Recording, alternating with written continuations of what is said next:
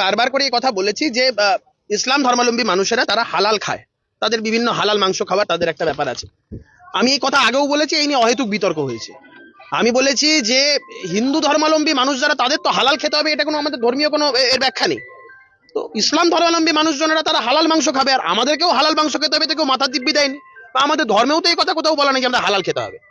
আমি বারংবার করে বলেছি এবং এখনো অব্দি বলছি, বহু উদ্যোগী ছেলেমেয়েরা রয়েছে, বিভিন্ন লোকজন ছেলেমেয়েরা তারা কাজকর্ম খুঁজছে। আমি তাদেরকে উৎসাহিত করছি যে তারা যেন ঝটকা মাংসের দোকান খোলে, চিকেন বলুন, মটন বলুন, এই ধরনের ঝটকা মাংসের দোকান তারা যেন খোলে এবং ভালো ব্যবসা, ভালো পয়সা রোজগার করতে পারবে তারা এই ঝটকা মাংস যারা। এবং আমি হিন্দু ধর্মাবলম্বী মানুষজনদের বলছি যে এই হালাল মাংস যেখানে বিক্রি হয় সেগুলো আমাদের সেখান থেকে কেনার দরকার নেই। ইসলাম ধর্মাবলম্বী যারা মানুষজন রয়েছে তারা কিনুক না, নিশ্চয়ই কিনুক। মানে আমি কথা বলছি না যে ধর্মের কারণে আপনারা ওই দোকান থেকে মাংস কিনবেন না, কিন্তু ইসলাম ধর্মাবলম্বী মানুষজন ধরুন কোনো তারা মুরগির দোকান বা পাঠার মাংসের দোকান করেছে, তারা যদি আমাদের পদ্ধতি মেনে ঝটকা কেটে তারা বিক্রি করে, আমরা কিনবো, কোনো অসুবিধা নেই। কিন্তু তারা হালাল মাংস বিক্রি করবে আর আমাদেরকে হালাল মাংসটা কিনে খেতে হবে, এটা চলা যাবে না। বিতর্ক হলে হবে, আমি হিন্দু, আমি সনাতনী, আমার ধর্মকে রক্ষা করার ক্ষেত্রে আমি যদি এই আমার কথা নিয়ে 100 বারও বিতর্ক, আমার তাতে কিচ্ছু এসে যায় না। আমরা হালাল মাংস খাবো না, আমরা হালাল মাংস খাবো না। আমরা যারা হিন্দু, আমরা ঝটকা মাংসের দোকান থেকে মাংস কিনবো, এই বলির মাংস যেটাকে আমরা বলি আর কি, ঝটকা মাংস, আমরা আড়াই প্যাচের মাংস খাবো না।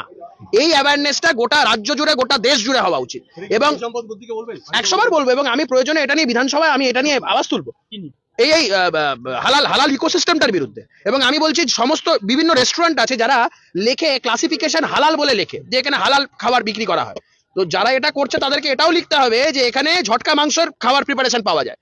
আমি ব্যারাকপুর তথা সারা বাংলা জুড়ে বিভিন্ন রেস্টুরেন্ট যারা আছেন, যারা মনে করবে যে হালাল ক্লাসিফিকেশন রাখবে, তাদেরকে ঝটকা ক্লাসিফিকেশনও রাখতে হবে। শুধু হালাল রাখবো আর হিন্দু ধর্মকে অপমান করবো, এটা চলবে না। এই তো আজকে অ্যাকচুয়ালি সকালে প্রোগ্রাম ছিল, কিন্তু বৃষ্টির কারণে সেখানে আসতে পারিনি, যার জন্য আমি এখন এলাম। এবং আমি শুধু এখানে বলে না, আরো ব্যারাকপুরে এরকম 2-3 জায়গায় খুলবে। আমি এই বিষয়টাকে আমি খুব, যারা করছে আমি তাদের সাধুবাদ জানাই, আমি তাদেরকে প্রশংসা করি যে তারা এই উদ্যোগটা নিচ্ছে। তাদের এই উদ্যোগের জন্য আমি প্রশংসা জানাই। এবং আমি সারা পশ্চিমবঙ্গ জুড়ে সমস্ত বেকার ছেলেমেয়েরা যারা রয়েছে, যারা কিছু কাজকর্ম করতে চায়, তাদেরকে বলবো যে যদি মাংসের দোকান খুলতে চান, মুরগির মাংস বা পাঠার মাংসের দোকান, একদম ঝটকা মাংসের দোকান খুলুন, আমি আপনাদের পাশে আছি।